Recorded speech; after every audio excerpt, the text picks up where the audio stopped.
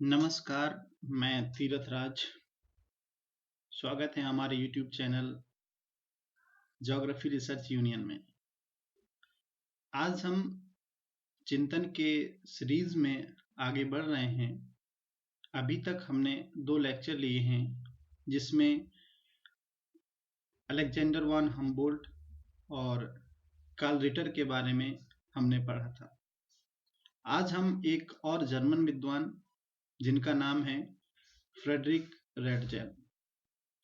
ये एक ऐसे जर्मन विद्वान हैं, अगर इनको भूगोल में न पढ़ा जाए तो मानव भूगोल का अस्तित्व ही नहीं है, क्योंकि मानव भूगोल के विकास में इनका बहुत योगदान है। तो बिना किसी देरी के हम शुरू करते हैं। तो सामने आप एक तस्वीर देख पा रहे होंगे। तो ये हैं हमारे रेटजेल महोदय, और ये एक जर्मन विद्वान हैं। इन्होंने मानव भूगोल में बहुत ही महत्वपूर्ण काम किए हैं। चलिए इनके बारे में पहले जानने की कोशिश करते हैं। इनका जन्म 30 अगस्त 1844 ईस्वी में जर्मनी में हुआ था, और इनकी मृत्यु 9 अगस्त 1904 ईस्वी में जर्मनी में हुई थी। रेटजेल को राजनीतिक भूगोल यानी कि फादर ऑफ पॉलिटिकल ज्योग्राफी, यानी कि राजनीतिक भूगोल का पिता एवं मानव भूगोल का जन्मदाता कहा जाता है। राजनीतिक भूगोल याद रखिएगा, जन्मदाता और पिता, इनमें अंतर है। अगर कभी भी पूछता है कि राजनीतिक भूगोल के पिता कौन हैं, तो रेटजेल होंगे। अगर मानव भूगोल के जन्मदाता पूछे तो रेटजेल होंगे। यहाँ जन्मदाता है और वहां पिता है। वह डार्विन के सिद्धांत से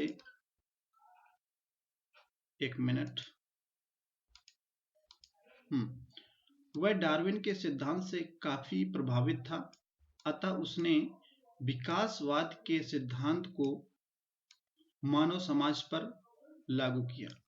एक स्टेटमेंट है जो याद करने होगी। अपनी पुस्तक राजनीति भूगोल में उसने राज्य की तुलना जीव से की है। उसका यह मानना था कि राज्य को या तो सामान्य जीव की तरह विकसित होना चाहिए या उसे समाप्त हो जाना चाहिए। ये रेटजेल महोदय ही कहते हैं। आगे हम देखते हैं। रेटजेल ने राज्य एवं समाज के जीववादी सिद्धांत को पुष्ट किया है। ये याद रखिएगा, राज्य एवं समाज के जीववादी सिद्धांत को पुष्ट किया है। रेटजेल के दर्शन ने ही 1930 के दशक में जर्मन नीति का निर्धारण किया, जिसका परिणाम द्वितीय विश्व युद्ध था। याद रखिएगा, इनकी जो जर्मन नीति थी, उसी जर्मन नीति के कारण ही द्वितीय विश्व युद्ध हुआ था। रेटजेल के काल में ही भौतिक भूगोल बनाम मानव भूगोल द्वैधता का विकास प्रारंभ हुआ। अब यहाँ थोड़ा समझने की बात है कि सबसे पहले हम ये जानने की कोशिश करते हैं कि जब भूगोल में अध्ययन प्रारंभ हुए, क्या तभी से हमारा मानव भूगोल था या भौतिक भूगोल था? तो इसके पहले ऐसा कुछ नहीं था। किसी विषय में ऐसा कुछ भी नहीं था कि ये स्पेसिफिक सब्जेक्ट है। तो सबसे पहले संपूर्ण अध्ययन किया जाता था, बस उतना था कि ये भौगोलिक अध्ययन है और ये अन्य है। तो ऐसे भूगोल में भी हुआ करता था। जब भूगोल में और गहन अध्ययन होने लगे तो रेटजेल के काल में ही इन्होंने इसमें बाइफरकेशन लाने का प्रयास किया और लाए भी। तो इसमें 2 शाखाएं जन्मी, भूगोल में 2 शाखाएं जन्मी। पहली शाखा हमारी हो गई भौतिक भूगोल और दूसरी शाखा हमारी हो गई मानव भूगोल। और मानव भूगोल को इन्होंने अच्छे से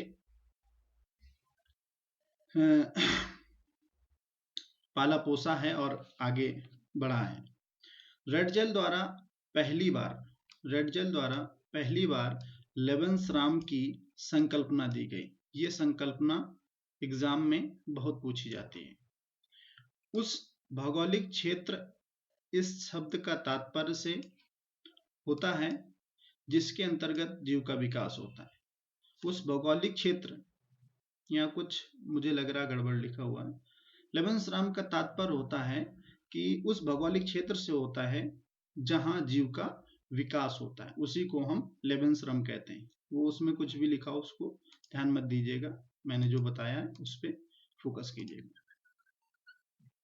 इसे संक्षेप में ये लिखा हुआ है, इसे संक्षेप में रहने के लिए स्थान, इसे संक्षेप में रहने के लिए स्थान अर्थात लिविंग स्पेस के नाम से भी हम जानते हैं। लेबेंसराम एक्चुअली में वो जर्मन शब्द है, इसलिए वो थोड़ा अटपटा सा लग रहा है, लेकिन उसका इंग्लिश वर्जन होगा लिविंग स्पेस, और हिंदी में कहेंगे रहने के लिए स्थान, उसी को हमने लेबेंसराम कहा है।